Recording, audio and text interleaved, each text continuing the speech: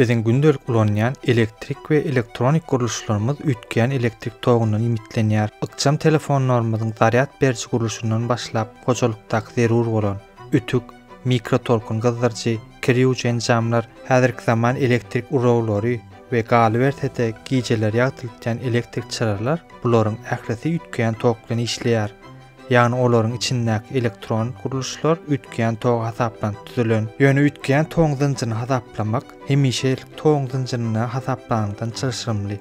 Şu videonyň maksady hem size ütgeýän tog zynjyryny hasaplamakly öwretmek. Islendi kyn meseleni çözmek bilen usuly ol meseleni ýöneköy böleklere bölmek. Şonuň üçin şu video 4 bölekden ibaret. Ilki bilen biz hemişelik tog kanunlaryny ýagny omy kanunlaryny gaýtalar. Sebäbi ol kanunlar ütgeýän tog zynjyryna hem wajyp. Ütgeýän tok periodik ırgyldaýan togyň çeşmesi bolan üçin bize gysgaça ırgyldylar barada düşünjeleri gaýtalamaklyk we ırgıldylary goşmaklygy öwrenmeklik zerur. Eger size başdaky düşünjeler tanış bolsa, onda gönümer soňky 2 bölüme geçip bilersiňiz. Ütgeýän tog zynjyryny 2 usulla hasaplap bolýar: vektor we kompleks sany usulyna. We şu videoda biz diňe vektor usuly barada durup geçer. Elektrik togu bu geçerjide elektron dip adlandyrylýan kiçik zaryat bölüjüň tertipleşdirilen hereketi. Ol geçerjiden watt birligine akyp geçýän elektron mukdaryna deň, ýagny I deňdir Q atnaşan T. Eger elektronyň tertipleşdirilen tizligi näçe uly bolsa, şonça da zynjyryň kesik-kesiginden köp zaryat akar we şonça da togyň güýji uly bolar. Elektronlar geçerjide elektrik çeşmesinin atrisatyl polüsundan palajitine tarap hereket etse-de biz togyň uğruny şertli, ýagny plusdan minusa akýar diýip kabul eder. Eger biz geçerjiniň garşylygyny artdyrsak, onda togyň güýjüniň peselýäniňi görüp bolýar. Sebäbi geçerjiden akýan tok güýji garşylyga ters bagly. Garşylygy hemişelik bahada saklap naprejeniýany artdyralyň.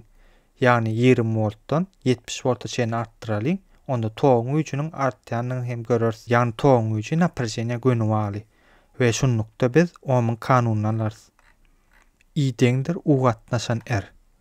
Togyň güýji geçerjidäki naprejeniýany onuň garşylygyna bölünmegine deň.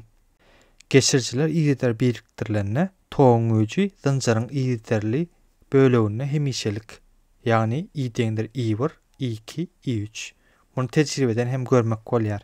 Ýagny ampermetri şu zynjyrda zynjyryň haýsy çastogyny goýsak hem şol bir bahany, ýagny 130 amperi görkezür. Iýder birikdirilmede umum naprejeniýa zynjyr çastogynyňky naprejeniýanyň jemine deň. Bunu tejribede barlamak üçin voltmetri her geçerjiniň uçlaryna goýup ölçäp gözetirip bilersiz. Ýagny bärde U1 deňdir 10.167 volt, U2 deňdir 1.133 volt, U3 deňdir 16 volt. Bularyň hemmesi bize netijede U deňdir 40 volt bahany berer. Eger biz 4 deňlemede Ohmyň kanuny ulansak, onda biz umum garşylygy hasaplap bilersiz. Diýmek, geçerjiler iýder birikdirilende umum garşylyk iýder biriktirilen garşylyklaryň jemine deň ekeni. Eger biz geçerjiler paralel birikdirsek, togyň güýji hem paralel geçerji üçin şahalanýar. Ýagny umum togyň güýji her geçerjiden akýan tok güýçläriniň jemine deň bolar. Muny tejribede ampermetriň kömegi bilen geçerjiden akýan togy ölçäp gözetirmek hem bolar. Ýagny her uçastokdaky togyň güýjüniň jemi zynjyrdan akýan togyň güýjüni berer. Haçanna geçerjiler paralel birikdirilende olaryň ahirler bir noktada birikdirilýär we bu bolsa onun öz edegine geçerjileriň uçlaryna potensiallaryň tapawudyň deňleşmegine, ýagny uçlaryna naprejeniýanyň özara deň bolmagyna getirer. Onu biz her geçerjiniň uçlaryna voltmetr goýup ölçemek arkaly gözetireriz. Bu formadaky Ohmyň kanunyny ulanyp umum garşylygy hasaplarys. Diýmek, geçerjiler paralel birikdirilende umum garşylygyň ters ulygy böleklerine garşylyklaryň ters ulyklaryň jemine deň ekeni. Ütgeýän tok hemişelik tokdan tapawutlykda zynjyrdaky naprejeniýanyň we togyň sany bahasy wagtyň geçmekligi bilen ütgeýär. Biziň gündelik ulanýan tok çeşmelerimiz garmonik ırgyldy boýunça, ýagny sinus ýa-da kosinus soňça üýtgeýär. Üýtgeýän toň zynjyrynaky ohmyň kanunlary edil hemişelik toň zynjyrynaky meňdeş ýöne hemişelik tokdan tapagy tarapy ohmyň kanunlary naprajeniýanyň we togyň pursatdaýyn bahalary üçin dogry. Üýtgeýän tok üçin ohmyň kanunlaryna biz şu videoň dowamyna gaýdyp geleriz. Biziň ulanýan üýtgeýän tok çeşmelerimiz wagt boýunça garmonik funksiýa boýunça üýtgeýär. Garmonik funksiýa bu sinus ýa-da kosinus görnüşinde berilen funksiýa. Mysal üçin a deňdir ula sinus omega t plus phi 0 görnüşde berilen funksiýa garmonik funksiýa. Bu ýerde a ırgyldygynyň amplitudasy diýilýär. Omega deňdir 2 pi gatdaşan t nolagoy bu aýlaw ýygylygy. Phi 0 bu başlangyç faza. Ol ırgyldygynyň başlaýan nokatyny kesitleýär. Berilen grafikde kosinus funksiýanyň mysalyna amplitudanyň üýtgenmesi bilen onuň grafiğinin üýtgeýişini görmek bolýar. Edil şuňa meňdeşlikde kosinus funksiýanyň grafiğinin perioda baglykda üýtgemesini şu videoda görmek bolýar. Garmonik ırgyldygynyň başlangyç fazasy ırgyldygynyň haýsy nokatda başlaýandygyny görkezýär. Şu ýerde kosinus funksiýanyň mysalyna başlangyç fazanyň üýtgemesi bilen funksiýanyň üýtgeýişi görkezden. Garmonik ırgyldy baradaky düşünjäni bilenmizden soň bizi gyzyklandyran esas mesele şol ırgıldylary goşmaklyk. Ýagny bir meňdeş ýyglykda ırgyldaýan ýöne amplitudasy we fazasy boýunça tapawutlanýan ırgıldylary nädip goşmaly. Onuň üçin şeýle usula garalyň. Garmonik ırgıldylar başgaça tekilikde aýlanýan vektoryň düzüjü görnüşinde hem şekillendirip bolýar. Eger ula bir vektor koordinata tekiligine omega burç diýiligi bilen aýlanýar diýsek, onda ol vektoryň vertikal düzüjü ırgyldygynyň pursatlaýyn awr bahasyny berer. Edil şeýle ýol bilen amplitudasy we fazasy bilen tapawutlanýan ikinji ak ırgyldygyny aýlanýan vektor görnüşinde şeýle şekillendirip bolýar. Argyldylaryň bu şekillendirişinde haçanda argyldylaryň ýyglyklar bir meňdeş bolan üçin olaryň arasyndaky final faza tapawuty hemişelik saklanýar. Onna iki argyldylaryň diňe amplituda vektorlaryny we olaryň faza tapawutyny berýän burç şekillendirmeklik olaryň jemini hasaplamaklygy üçin ýeterlik.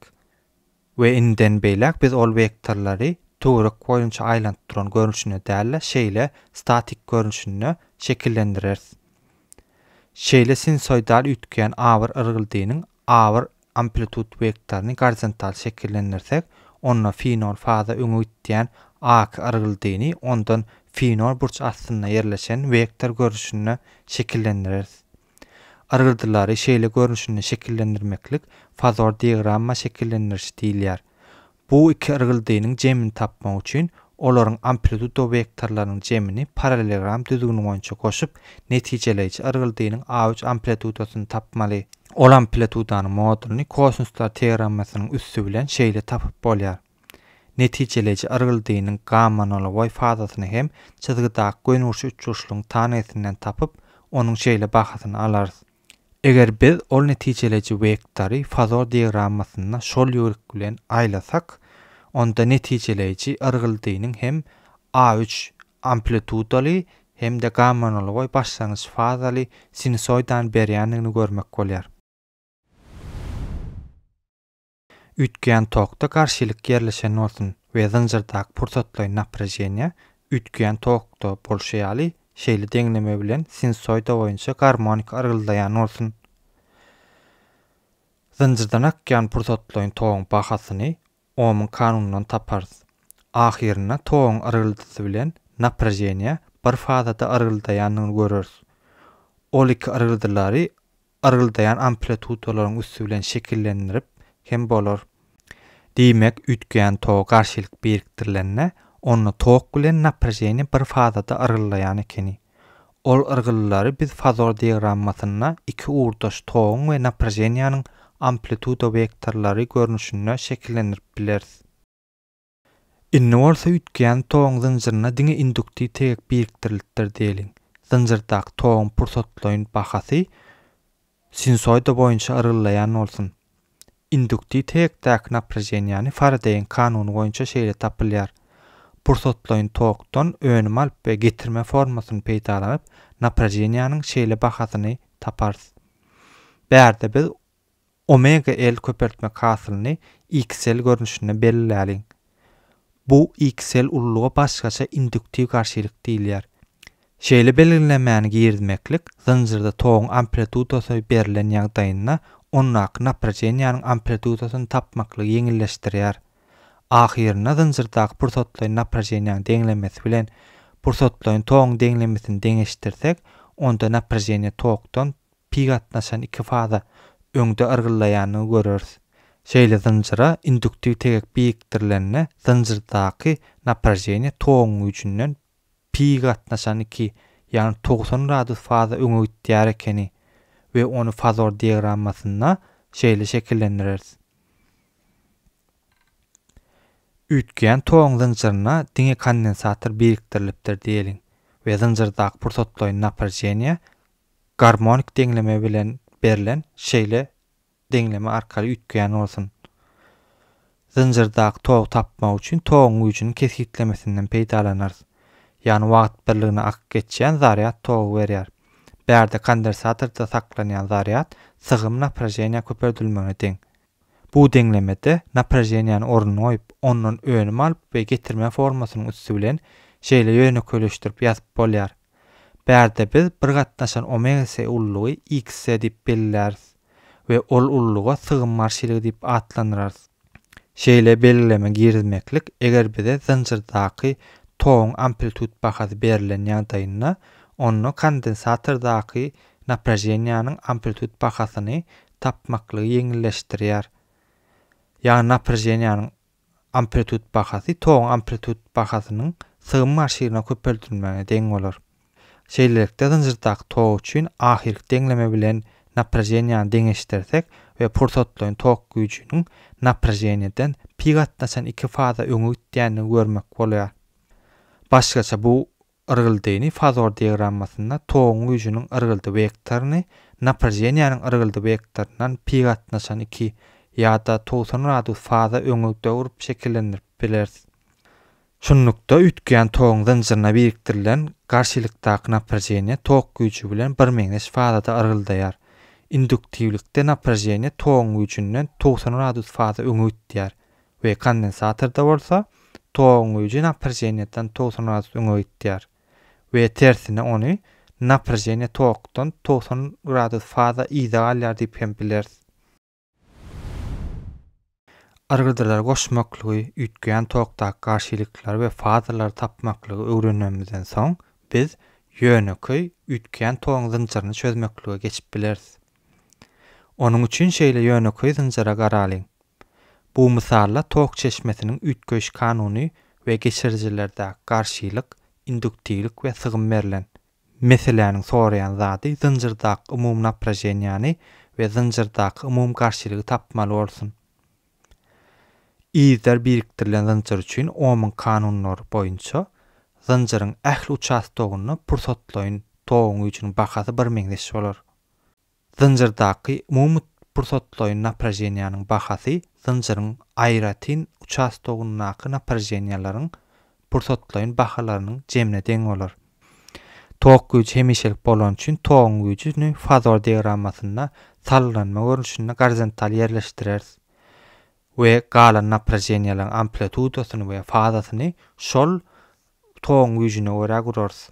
Bilşimiz ýaly her garşylykdaky naprajeniýa toğun güýjü bilen bir fazada yrgyllaýar we fazor diagrammasyna toğ güýjü bilen onu bir urda şekillendiririz. Umum naprajeniýede ikinji goşuljy induktiv tegekdäki naprajeniýa. Ýa-ni atlak geçişimiz ýaly induktiv tegekdäki naprajeniýa zynjyrdaky toğun fazasyndan 90 gradus öňe gitýär we şunlukda fazor diagrammasyna onu toğun vektoruny 90 gradus öňde gitýän görnüşine şekillendiririz. Ýadyňa düşýän bolsa ütgen toğun zynjyrynaky kondensator toğun güýjüni naprajeniýadan 90 gradus faza öňe beýle diýildi. Başgaça ol naprajeniýany toğun güýjünden 90 gradus faza ýyda tüýşürýärdi. Onu diýmek biz ol naprajeniýany fazor diagrammasyna toğun güýjüniň fazasyndan 90 gradus faza ýyda şekillendiririz. Umum naprajeniýa şol naprajeniýalaryň jemine deň bolan üçin biz onuň amplitudasyny fazor diagrammasynyňky amplitudalaryň vektor jemininden taparys. Vektorlar goşmaklygyň düzgünden peýdalanyp, netijede umum naprajeniýanyň modulny Pifagoryň teoremasyndan hasaplarys. Ol formada degişli naprajeniýanyň amplitud bahalarynyň formasyny ornuna goýup, biz naprajeniýanyň amplitud bahasyny şeýle görnüşde ýazarys. Zynjyryň umumy garşylygy diýip, zynjyrdaky umum naprajeniýanyň amplitudasynyň modulunyň ondaky toň güýjüniň amplitudasynyň moduluna bolan gatnaşygyny aýdylýar. Onda bu kesitleme boýunça zynjyrdaky umumy zet garşylyk şeýle bahany alar. Naprajeniýanyň araldysynyň fazasyny çyzgydaky gönüşi uçuşlugyň tanesinden hem hasaplarys. Şunuň bilen video sapamyz soňuna geldi. Şu videonun dowamynda biz Ohmyň kanunlary barada araldylary goşmak, ütgen, tokdak garşylyklar we faza hemde ahirine bolsa ütgen toň zynjyryny çözmekligi öwrendik. Eger video göwnüňize yaran bolsa onda like basmaklygy, düşünmedik ýerleriňiz barda şu videonyň aşagyna tesbir ýazmaklygy, videony öz dostlaryňyz bilen paýlaşmaklygy hemde inniki videolary sypdyrmagy üçin şu kanalyma agza bolmaklygy ýadyňyzda tutmaň. Üçin sag bolun.